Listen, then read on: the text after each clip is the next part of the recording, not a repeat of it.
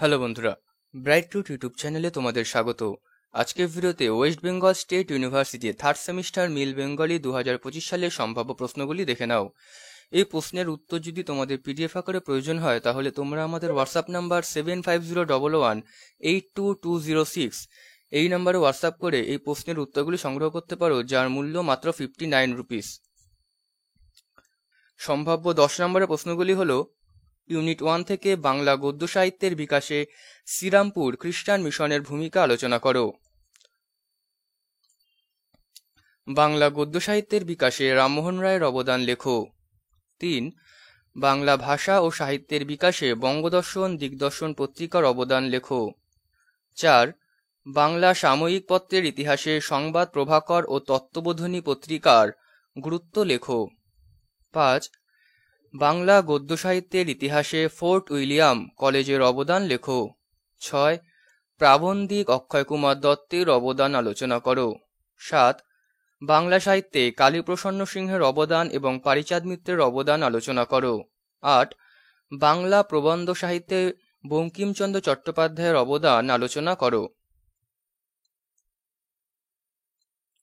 Unit 2 থেকে প্রথম প্রশ্ন: হুতুমপ্যাঁচা নকশা গ্রন্থের ভাষারীতি সম্পর্কে আলোচনা করো। 2 নম্বর: হুতুমপ্যাঁচার নকশা গ্রন্থটি সমাজের একটি অন্যতম দলিল আলোচনা করো, বা হুতুমপ্যাঁচা নকশা গ্রন্থ অবলম্বনে 19 শতকের সমাজচিত্রের পরিচয় দাও। 3. 19 শতকের বাংলা গদ্যে হুতুমপ্যাঁচার নকশার অবদান আলোচনা করো। 4. শ্রীকুমার বন্দ্যোপাধ্যায় তার বঙ্গ সাহিত্যের উপন্যাস ধারা গ্রন্থে হুতুমপ্যাঁচার নকশাকে উপন্যাস হিসাবে অভিহিত না করে নকশাই বলেছেন। হুতুমপ্যাঁচার নকশা গ্রন্থের আলোকে বিশ্লেষণ করো, অথবা হুতুমপ্যাঁচা নকশা গ্রন্থের গোত্র নির্ণয় করো। ইউনিট 3 থেকে প্রথম প্রশ্ন: বাংলা কাব্য সাহিত্যে ভোরের পাখি কাকে বলা হয়, তার কাব্যকৃতির পরিচয় দাও।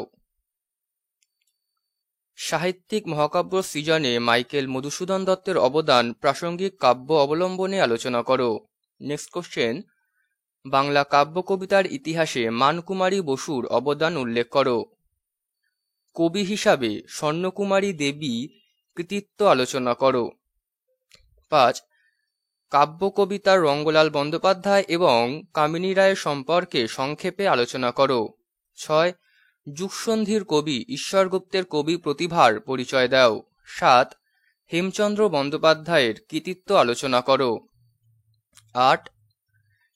ঈশ্বরচন্দ্র বিদ্যাসাগর কবিতায় কবি মধুসূদন দত্ত কিভাবে তার শ্রদ্ধা নিবেদন করেছেন তা বিবৃত করো। ইউনিট 4 থেকে প্রথম প্রশ্ন: কপোতক্ষ নদ সনেটটি কেন্দ্র করে প্রবাসী কবি চিত্রের স্বদেশের প্রতি যে অনুরাগের পরিচয় ফুটে উঠেছে তা নিজের ভাষায় লেখো। শ্রীমন্তের টোপর কবি মধুসূদন চণ্ডীমঙ্গল কাব্যের ছোট কাহিনীকে নিজের বৈশিষ্ট্যে পরিবেশন করেছেন তা আলোচনা করো।